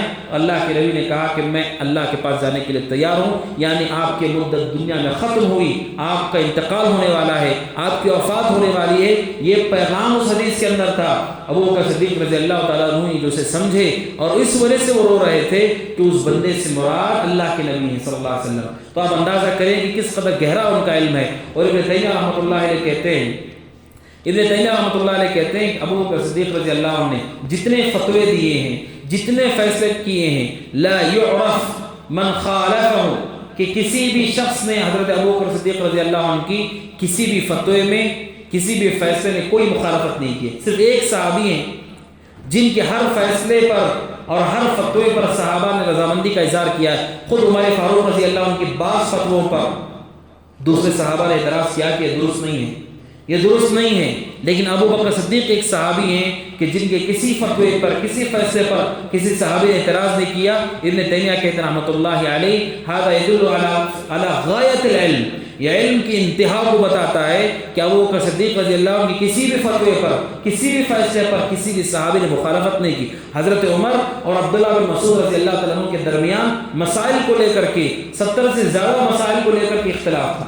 وہ کہتے تھے صحیح ہے، وہ کہتے تھے صحیح نہیں ہے، اس لیے کہ عبداللہ بن مسعود خود مفتیان صحابہ میں سے، علماء صحابہ میں سے ہیں، عمر فاروق رضی اللہ عنہ جانکار اور علماء صحابہ میں سے ہیں، تو ان دونوں کے درمیان اختلاف ہو گیا علمی بنیادوں پر۔ مگر ابو بکر صدیق رضی اللہ عنہ ایسے صحابی ہیں جن کی کسی نے مخالفت نہیں کی کسی بھی فتوے میں۔ ابن تیمیہ رحمۃ اللہ علیہ کہتے ہیں یہ غائب درجے کا علم ہے جو اللہ عز و جل نے ابو بکر صدیق رضی اللہ عنہ کو عطا فرمایا تھا۔ ابو بکر صدیق رضی اللہ عنہ کے مختلف فضائل ہیں۔ ابن کثیر رحمۃ اللہ علیہ کہتے ہیں کہ ہمارا یہ عقیدہ ہے صحابہ کے بعد صحابہ کرام میں سب سے افضل ابو بکر صدیق ہیں، بلکہ کہا سارے انبیاء کے بعد، انبیاء اور رسول کے بعد سب سے زیادہ بہترین شخص کوئی ہے تو ابو بکر صدیق ہیں۔ اس زمین نے نبیوں کے بعد اس سے اچھا کوئی اور شخص نہیں دیکھا ہے، سب سے افضل صحابی ہیں اور اس دنیا کے سب سے بہترین انسان ہیں انبیاء کے بعد۔ امام نووی کہتے ہیں رحمۃ اللہ علیہ ان کے فضائل اتنے زیادہ ہیں کہ انہیں ایک ساتھ جمع کرنا بہت مشکل ہے۔ آپ نے اس قدر ان کے فضائل بیان کیے ہیں کہ انہیں ایک ساتھ جمع کرنا، انہیں شمار کرنا، انہیں گننا بہت مشکل ہے۔ ایک حدیث میں نبی اکرم صلی اللہ علیہ وسلم نے صحابہ سے پوچھا من اصبح منکم اليوم صائما، کس نے آج روزہ رکھا ہے؟ تو حضرت ابو بکر صدیق نے کہا کہ میں نے رکھا ہے۔ پھر آپ نے فرمایا من اطعم منکم اليوم مسکینا، آج کس نے مسکین کو کھانا کھلایا ہے؟ ابو بکر صدیق نے کہا اللہ کے نبی میں نے کھانا کھلایا۔ آپ نے کہا من تبع منکم اليوم جنازہ، آج کس نے جنازے میں شرکت کی ہے؟ ابو بکر صدیق نے کہا اللہ کے نبی میں نے شرکت کی ہے۔ پھر آپ نے فرمایا من عاد منکم اليوم مریضا، آج کس نے مریض کی عیادت کی ہے؟ ابو بکر صدیق نے کہا اللہ کے نبی میں نے۔ اللہ کے نبی نے فرمایا اتنی صفات کسی آدمی کے اندر جمع ہو جائیں جنت میں جانے کے لیے کافی ہے۔ آپ نے کہی صفات کسی آدمی میں جمع ہو جائیں وہ جنت میں جائے گا۔ اور صفات کے اندر تنوع آپ دیکھیے، ایک آدمی روزے دار بھی ہو اور کسی کو کھانا بھی کھلا رہا ہو، آپ خود روزے سے رہ کر کے کسی کی دعوت کرتے ہیں۔ ایک آدمی جنازے میں بھی جا رہا ہے، بیمار کی عیادت کے لیے بھی جا رہا ہے، ایک ہی دن میں آپ نے ایک دن کے بارے میں پوچھا کہ آج کس نے کھانا کھلایا، آج کس نے جنازے میں شرکت کی، آج کس نے بیمار کی عیادت کی۔ ایک دن کے اندر آپ اندازہ کریں ابو بکر صدیق رضی اللہ عنہ کا جو روٹین تھا، ان کا شیڈول تھا، اس کے اندر کس قدر وہ بہترین طریقے سے اپنے کام کو اور امور کو مرتب کرنے والے تھے۔ ایک دن میں بہت ساری نیکیاں جو مختلف شعبوں سے تعلق رکھنے والی ہوتی ہیں، ابو بکر صدیق رضی اللہ عنہ کی فضیلت بتانے والی چیز ہے۔ اور وہیں پر ابو بکر صدیق رضی اللہ عنہ کے بارے میں ایک بڑی فضیلت آپ نے بیان فرمائی۔ اللہ کے نبی نے فرمایا جو نمازی ہوگا باب الصلاۃ سے پکارا جائے گا۔ جنت کے 8 دروازے ہیں، آپ نے کچھ نام حدیث سے بیان فرمائے۔ جو نمازی ہے باب الصلاۃ سے اسے پکارا جائے گا، جو روزے دار ہے باب الریان سے اسے پکارا جائے گا، جو قتال کرنے والا ہے باب الجہاد سے پکارا جائے گا، جو صدقہ کرنے والا ہے باب الصدقہ سے پکارا جائے گا۔ جنت کے دروازوں کے مختلف نام ہیں، ان دروازوں سے اس کے اہل لوگوں کو پکارا جائے گا۔ ابو بکر صدیق رضی اللہ عنہ نے کہا اللہ کے نبی کیا کوئی ایسا بھی ہوگا کہ جسے 8 دروازوں سے پکارا جائے گا؟ آپ نے فرمایا ارجو ان تکون منہم، آپ نے کہا مجھے امید ہے کہ تو انہی لوگوں میں سے ہے کہ جنہیں 8 دروازوں سے پکارا جائے گا، کہ ملائکہ 8 دروازوں سے ابو بکر کو پکاریں گے۔ نماز کا فرشتہ نماز کے دروازے سے داخل ہونے کے لیے پکارے گا، اور ہر دروازے سے ابو بکر صدیق کو آواز لگائی جائے گی کہ وہ جنت میں داخل ہو جائے۔ سبحان اللہ، ابو بکر صدیق رضی اللہ تعالیٰ عنہ کی بہت بڑی فضیلت کی طرف اشارہ کرنے والی چیز ہے۔ وہیں پر ہم یہ اعتقاد رکھتے ہیں اللہ کے نبی صلی اللہ علیہ وسلم کے بعد سب سے افضل صحابی اگر کوئی ابو بکر صدیق ہے اور وہی آپ کے خلیفہ ہیں، وہی آپ کے خلیفہ اول ہیں، خلفاء راشدین میں سب سے پہلے خلیفہ ہیں۔ اللہ کے نبی صلی اللہ علیہ وسلم نے نام لے کر صراحت کے ساتھ تو نہیں کہا کہ میرے بعد ابو بکر صدیق ہے، مگر آپ نے اتنے اشارے دے دیے، آپ نے اتنے اشارے اور کنائے سے آپ نے بتایا۔ ابن عبد البر کہتے ہیں رحمۃ اللہ علیہ، گویا کہ وہ صاف طرح کہنے کے مقام ہی پر ہے، اتنے اشارے اتنے کنائے آپ نے بیان کیے کہ وہ گویا کے صاف لفظوں میں کہنے کے ہی مترادف ہے۔ ایک اور اللہ کے نبی صلی اللہ علیہ وسلم کے پاس آئی کسی کام کی وجہ سے، آپ نے فرمایا کہ بعد میں آنا، اس نے کہا اللہ کے نبی میں آؤں، اگر آپ نہ رہیں، راوی کہتے گویا کہ وہ یہ پوچھنا چاہتی ہے کہ میں آؤں اور اگر آپ دنیا سے جا چکے ہوں تو میں کیا کروں؟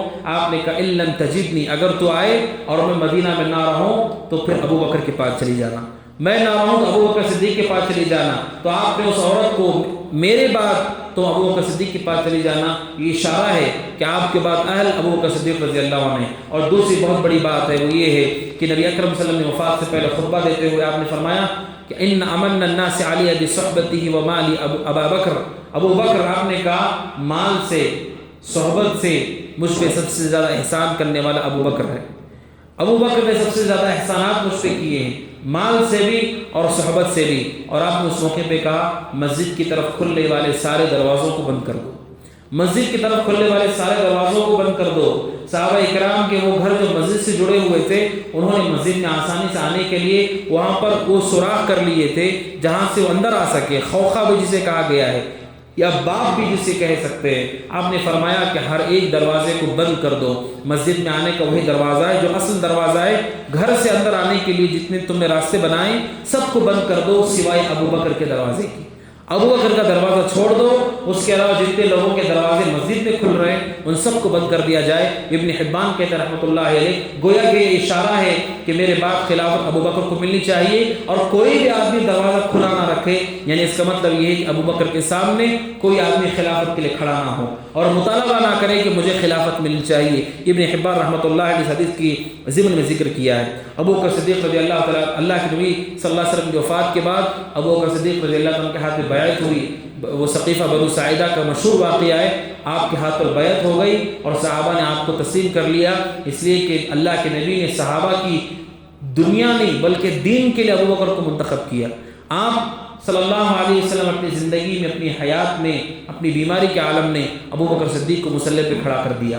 اور توحید کے بعد سب سے بڑا رکن نماز ہی ہے، سب سے بڑا رکن نماز ہے، آپ نے اس کے لیے ابو بکر صدیق کو منتخب کیا، آپ نے ان کو دین کے لیے منتخب کیا، پھر دنیا تو اس سے ہلکی چیز ہے۔ ابو بکر صدیق رضی اللہ عنہ نے نبی اکرم صلی اللہ علیہ وسلم کی زندگی میں ہی 17 نمازیں پڑھائیں، 17 نمازیں پڑھائی، بلکہ جس دن آپ کا انتقال ہو گیا پیر کے دن فجر کی نماز کے وقت اللہ کے نبی صلی اللہ علیہ وسلم نے اپنے حجرے کے پاس سے پردہ ہٹایا اور آپ نے صحابہ کو دیکھا اور آپ نے دیکھا کہ ابو بکر امامت کر رہے ہیں اور پیچھے پورے صحابہ نماز پڑھ رہے ہیں۔ اللہ کے نبی صلی اللہ علیہ وسلم آخری وقت ہے، آخری موقع ہے جب آپ نے مصلیوں کو دیکھا اور صحابہ کہہ رہے ہیں اللہ کے نبی صلی اللہ علیہ وسلم اتنے خوبصورت نظر آ رہے تھے کہ اس سے پہلے ہم نے اتنا خوبصورت آپ کو نہیں دیکھا۔ اسی دن آپ کا انتقال ہوا، پیر ہی کے دن، اور پیر کی فجر کے نمازی کے موقع پہ آپ نے پردہ ہٹایا اور لوگوں کو دیکھ کر آپ مسکرائے۔ صحابہ سمجھے کہ آپ اچھے ہو گئے ہیں، صحابہ سمجھے کہ آپ اچھے ہو گئے، گویا کہ آپ آنا چاہتے ہیں، لہٰذا جو لوگ گئے پھر ان کو پتہ چلا آپ کا بعد میں انتقال ہو گیا، آپ کے اوپر کوئی اور نماز کا وقت نہیں آیا، دوسری نماز کا وقت آپ پہ داخل نہیں ہوا۔ اس موقع پہ آپ نے صحابہ کو ابو بکر صدیق کی امامت میں نماز پڑھتے ہوئے دیکھا اور آپ نے مسکرایا اور اپنے کمرے کا پردہ نیچے گرا دیا۔ وہ آخری مرتبہ ہے جب صحابہ نے، جو عام صحابہ جنہوں نے آپ کو دیکھا ہے، اہل علم کہتے ہیں آپ کا مسکرانا بہت معنی رکھتا ہے، آپ کا مسکرانا بہت معنی رکھتا ہے کہ ان لوگوں نے آپ کے سینے کو ٹھنڈا کیا کہ جس کام کے لیے اللہ نے مجھے مبعوث کیا میں نہیں ہوں ان کے ساتھ، میں اپنے حجرے میں ہوں، اس کے باوجود دین کا وہ کام جس کے لیے اللہ نے مجھے بھیجا ہے وہ جاری ہے، نماز پڑھی جا رہی ہے، اقتداء میں پڑھی جا رہی ہے، صحابہ شریک ہیں اگرچہ کہ میں ان کے درمیان نہیں ہوں۔ سبحان اللہ، یہ اللہ کے نبی صلی اللہ علیہ وسلم کا مسکرانا یہ بتاتا ہے کہ اللہ کے نبی صلی اللہ علیہ وسلم حضرات صحابہ سے، ابو بکر صدیق سے، سب سے آپ راضی تھے رضی اللہ تعالیٰ عنہ۔ تو اللہ کے نبی صلی اللہ علیہ وسلم کے بعد ابو بکر صدیق رضی اللہ عنہ کے ہاتھ پہ خلافت کا وہ ذمہ داری پہنچائی گئی اور آپ کے ہاتھ میں بیعت ہو گئی۔ ابن کثیر کہتے ہیں رحمۃ اللہ علیہ، ابو بکر صدیق رضی اللہ عنہ کی خلافت کا کوئی نہ کوئی شوق تھا، نہ کوئی حرص تھا، نہ کوئی تڑپ تھی، بلکہ ابن کثیر کہتے ہیں صرف فتنہ نہ ہو، فتنہ نہ ہو کہ مہاجرین میں امیر ہوگا یا انصار میں امیر ہوگا. یہ گفتگو صحابہ میں ہوئی. ابو بکر صدیق نے فتنہ نہ ہو اس لیے اس کو قبول کیا ہے. اس خلافت کو بھی فتنہ نہ ہو اس لیے ابو بکر صدیق رضی اللہ تعالیٰ نے قبول کیا. جیسے ابو بکر صدیق رضی اللہ عنہ نے خلافت کو اپنے ہاتھ میں لیا، اس صحابی کے دور میں بہت عظیم عظیم فتنے رونما ہو گئے، عظیم عظیم فتنے رونما ہو گئے. ان عظیم فتنوں میں سے یہ فتنہ ایک فتنہ یہ تھا کہ بعض وہ لوگ جو دیہات میں رہنے والے اعراب تھے وہ مرتد ہو گئے. نبی کے جانے کے بعد وہ لوگ مرتد ہو گئے، ارتداد کا فتنہ. اور بعض وہ لوگ تھے جو اپنے آپ کو مسلمان کہتے تھے مگر انہوں نے کہا ہم زکوٰۃ دینے کے لیے تیار نہیں، زکوٰۃ کے معاملے میں ہم کو چھوڑ دیں.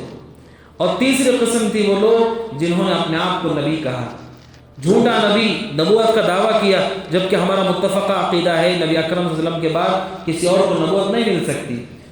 3 طرح کے بڑے بڑے فتنے. ابو بکر صدیق رضی اللہ عنہ جب خلافت پہ آئے تو اس صحابی نے تینوں فتنوں کا بڑی حکمت کے ساتھ، دانائی کے ساتھ، دانش مندی کے ساتھ مقابلہ کیا. چنانچہ ابو بکر صدیق رضی اللہ تعالیٰ عنہ نے سب سے پہلا کام خلافت میں آنے کے بعد کیا کیا؟ اللہ کے نبی صلی اللہ علیہ وسلم نے اپنی وفات سے پہلے ایک لشکر تشکیل دیا تھا. اس کا کمانڈر آپ نے اسامہ بن زید کو بنایا تھا. 18 سال کے وہ تھے بس. اور اس فوج میں عمر بن خطاب جیسے لوگ بھی تھے. 18 سال کے نوجوان کو اس کا ذمہ دار متعین کیا اور کہا ملک شام میں بنو خزاعہ سے تمہیں جنگ لڑنی ہے. لیکن آپ نے بھیجا ہی تھا، وہ جوف نامی مقام پہ پہنچے، مدینہ سے کچھ کلومیٹر دور پہ آپ یہاں پہ بیمار ہو گئے اور آپ کا انتقال ہو گیا. پوری فوج واپس آ گئی. سب سے پہلا مسئلہ خلافت میں آنے کے بعد ابو بکر صدیق کے سامنے تھا کہ اس فوج کا کیا کرنا چاہیے. یہ فوج آ چکی ہے، اسامہ بن زید کی کمانڈی کے ساتھ جو فوج باہر گئی تھی واپس مدینہ آ گئی. بعض صحابہ نے مشورہ دیا حالات بہت نازک ہیں، حالات بہت نازک ہیں، مرتدین کا حملہ ہو سکتا ہے، مرتدین کا حملہ ہو سکتا ہے، ہمارے پاس فوج کی قلت ہے. ابو بکر صدیق رضی اللہ تعالیٰ نے دانش مندی اور یقین اور اتباع سنت کا اظہار کرتے ہوئے کہا کہ نہیں، جس جھنڈے کو نبی نے باندھا ہے اس جھنڈے کو میں کبھی نہیں کھول سکتا. آپ نے جھنڈا باندھا ہے کہ ملک شام کی طرف ان کو جانا ہے، میں وہ جھنڈے کو کبھی نہیں کھول سکتا. صحابہ کے کہنے کے باوجود بھی ابو بکر صدیق رضی اللہ تعالیٰ عنہ نے اسامہ بن زید کی کمانڈنگ میں لشکر کو روانہ کر دیا. اور روانہ کرتے ہوئے ابو بکر صدیق رضی اللہ عنہ پیدل چل رہے تھے اور اسامہ بن زید سے کہہ رہے تھے، 18 سال کے ہیں، ان سے کہہ رہے تھے کہ تمہارا کیا خیال ہے، عمر بھی تمہارے ساتھ ہے، اگر تم عمر کو مدینہ میں چھوڑ دو کہ بہت اچھا ہوگا تاکہ وہ میری مدد کر سکے. یعنی چونکہ اللہ کے نبی نے ان کو کمانڈر متعین کیا تھا، ایسا نہیں کہ اپنا حکم چلا کے عمر سے کہہ رہے ہیں کہ تم یہاں پہ رک جاؤ، بلکہ اس نوجوان سے اجازت دے رہے ہیں، ابو بکر صدیق تمہارا کیا خیال ہے، اگر تم عمر کو یہیں چھوڑ دو مدینہ میں میری مدد کے لیے تو بہت اچھا ہوگا. اسامہ بن زید نے اجازت دے دی، عمر بن خطاب وہیں پر رہ گئے. ابن کثیر کہتے ہیں رحمۃ اللہ علیہ، یہ جو قدم ابو بکر صدیق نے اٹھایا اتنا اہم تھا.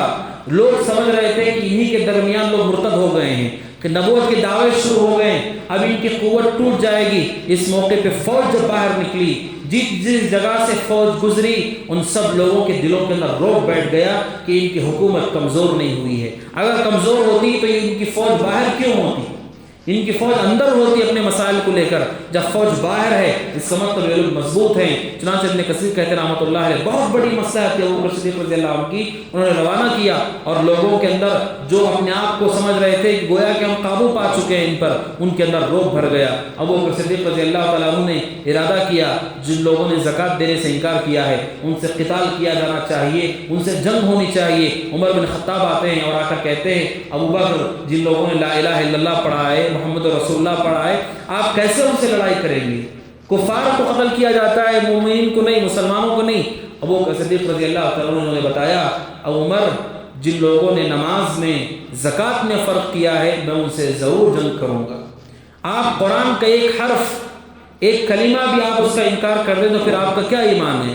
ان لوگوں نے زکوٰۃ کا انکار کر دیا جس کو اللہ عز و جل عام طور پہ نماز کے ساتھ ذکر کیا ہے، اقیموا الصلاۃ وآتوا الزکاۃ، ہم نماز کو قائم کریں گے مگر آتوا الزکاۃ پہ عمل نہیں کریں گے. ابو بکر صدیق رضی اللہ عنہ نے عمر کو یاد بھی دلاتے ہوئے کہا اجبار فی الجاہلیت خوار فی الاسلام ابن الخطاب، کہا جاہلیت میں تو بہت طاقتور تھے جاہلیت میں تو بہت مضبوط تھے، ایمان لانے کے بعد کیا بزدلی آ گئی عمر تمہارے اندر، اور عمر رضی اللہ عنہ کو جھنجھوڑا۔ پھر کہتے عمر بن خطاب رضی اللہ عنہ کو معلوم ہو گیا کہ حق حضرت ابوبکر صدیق رضی اللہ عنہ کے ساتھ ہی ہے کہ وہ اس قابل تھے کہ ان سے قتال ہونا چاہیے، اور جو لوگ دعویٰ کر رہے تھے نبوت کا، حضرت ابوبکر صدیق رضی اللہ عنہ کے لیے فوجیں بھیجی۔ چنانچہ خالد بن ولید رضی اللہ عنہ کی کمانڈنگ میں لشکر گیا، مسیلمہ کذاب جس نے نبوت کا دعویٰ کیا تھا اسے قتل کر دیا گیا، اس کو شکست دی گئی۔ اسے قتل کرنے والے وہ صحابی جنہیں وحشی بن حرب کہا گیا ہے، جنہوں نے حضرت حمزہ کو قتل کیا تھا، وہ کہتے ہیں میں نے 2 لوگوں کو مارا ہے، ایک سب سے اچھے آدمی کو مارا جب وہ کفر کی حالت میں تھے حضرت حمزہ کو، اور سب سے بدترین آدمی کو مارا ہے اسلام لانے کے بعد مسیلمہ کذاب ہے۔ نبی کی زندگی میں ہی یہ دعویٰ کر چکا تھا کہ میں نبی ہوں، اور آپ کو اسے خط بھی لکھا تھا، اور خط میں کہتا ہے آدھی زمین تمہاری آدھی ہماری، یعنی لالچی تھا دولت کا۔ آپ نے اس کے خط کا جواب دیتے ہوئے کہا محمد رسول اللہ الی مسیلمہ الکذاب، آپ نے خط لکھوایا کہ محمد رسول اللہ کی طرف سے پیغام ہے مسیلمہ کی طرف جو کذاب ہے، جھوٹا ہے۔ کہا تم زمین چاہتے ہو، زمین اللہ کی ہے، یورثھا من یشاء، جسے چاہتا ہے اللہ زمین کی وراثت دیتا ہے، ہم زمین کی طرف میں نہیں کر رہے ہیں۔ آپ نے اس کی طرف خط لکھ کر کے بھیجا، وہ اس شیطان نے، اس دجال نے نبوت کا دعویٰ کیا، ابوبکر صدیق کی خلافت میں اس کے مکر کو ختم کر دیا گیا، اسے قتل کیا گیا۔ ایک اور شخص ہے اسود عنسی، اس نے بھی نبوت کا دعویٰ کیا، پوری یمن پہ قبضہ کر لیا۔ ابوبکر صدیق رضی اللہ عنہ نے لشکر بھیجا، چنانچہ فیروز الدیلمی رضی اللہ عنہ صحابی ہیں، انہوں نے اس کو قتل کر دیا۔ اور ایک شخص جس کا نام طلحہ اسدی ہے، اس نے بھی نبوت کا دعویٰ کیا۔ حضرت خالد بن ولید رضی اللہ عنہ گئے، لیکن وہ ڈر کر کے ملک شام کی طرف بھاگ گیا، اور کہا جاتا ہے کہ بعد میں مسلمان ہو کر کے اچھی طرح حالت اسلام میں رہا۔ ابوبکر صدیق رضی اللہ عنہ نے سارے کے سارے فتنوں کا ڈٹ کر کے مقابلہ کیا، اور ابن تیمیہ رحمۃ اللہ علیہ کہتے ہیں ایسے انہوں نے قربانی پیش کی، ایسی کوشش کی حتی قام الدین کما کان، یہاں تک کہ دین ویسے ہی واپس ہو گیا جیسے نبی کے زمانے میں تھا۔ جس طرح نبی کے زمانے میں حالات تھے، اسی طرح ابوبکر صدیق رضی اللہ تعالیٰ عنہ نے حالات کو دوبارہ اسی جگہ پر کھڑا کر دیا، اگرچہ کہ وہ نرم دل صحابی تھے، اتنے بڑے بڑے فتنوں کے مقابلے میں پہاڑ بن کر کھڑے رہے۔ اسی وجہ سے جب عمر بن خطاب آئے، ان کے لیے راستہ صاف تھا، ان کے زمانے بہت ساری فتوحات ہو گئی۔ ابوبکر صدیق رضی اللہ عنہ نے بھی فتوحات کی طرف توجہ دی، عراق کی طرف، شام کی طرف فوجوں کو روانہ کیا، مگر ان کی مدت خلافت مختصر رہی، 2 سال اور 3 مہینے ان کی خلافت رہی۔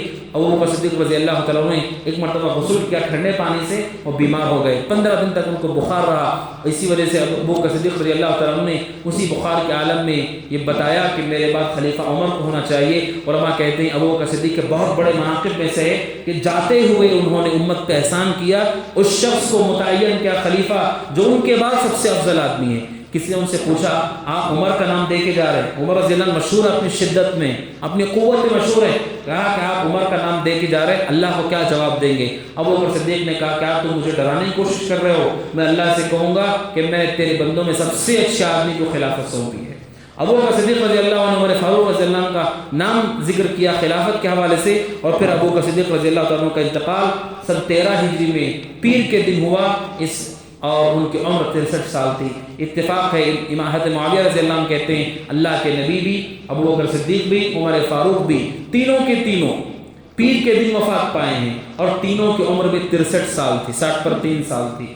ابوبکر صدیق رضی اللہ عنہ کی عمر میں 60 پر 3 سال تھی، اور وہ پیر کا دن تھا، اور سن 13 ہجری میں ابوبکر صدیق رضی اللہ تعالیٰ عنہ کا انتقال ہو گیا، اور پھر ابوبکر صدیق رضی اللہ عنہ کو حجرہ عائشہ کے اندر دفن کیا گیا، نبی اکرم صلی اللہ علیہ وسلم کے ساتھ ان کو دفن کیا گیا۔ ابن عباس کہتے ہیں رضی اللہ تعالیٰ عنہما، اللہ عز و جل نے ابو بکر کو اور اللہ کے نبی صلی اللہ علیہ وسلم کو غار میں ایک ساتھ رکھا، جنگ بدر میں عریش میں سائے کے نیچے ایک ساتھ رکھا، حتیٰ کہ قبر میں اللہ عز و جل دونوں کو ایک دوسرے کے قریب رکھا، اور قیامت جب قائم ہوگی اللہ کے نبی صلی اللہ علیہ وسلم کی جانب ہی سے اور آپ کے پہلو ہی سے حضرت ابوبکر صدیق کو رضی اللہ عنہ اٹھایا جائے گا، تو یہ امت کے سب سے جلیل القدر صحابی ہیں ابوبکر صدیق رضی اللہ عنہ، جن کی پوری زندگی ایمان دین کے لیے قربانی ہے، دین کے لیے محنت ہے۔ اسی وجہ سے اللہ کے نبی نے صاف لفظوں میں کہا صحابہ کو، ایک مرتبہ کسی نے ابوبکر کو تکلیف دے دی، آپ نے کہا هل انتم تارکو لصاحبی، کیا تم لوگ میرے ساتھی کو صدارہ نہیں چھوڑو گے؟ ابوبکر وہ ہے جب میں نبی بن کر آیا تھا تم سب لوگوں نے کہا کہ تم جھوٹ بول رہے ہو،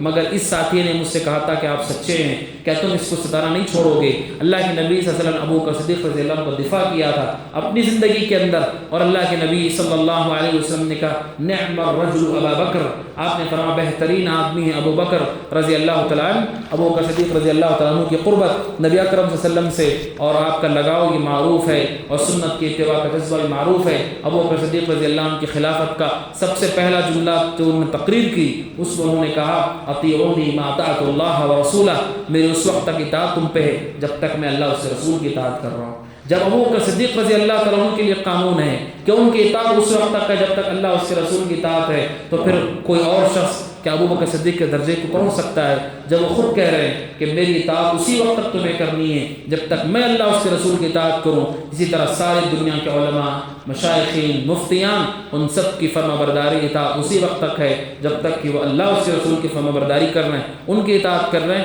یہ ابو بکر صدیق رضی اللہ عنہ کی خلافت کا پہلا خطبہ ہے جس میں انہوں نے لوگوں کو مخاطب ہو کے یہ بات یاد دلائی رضی اللہ تعالیٰ عنہ۔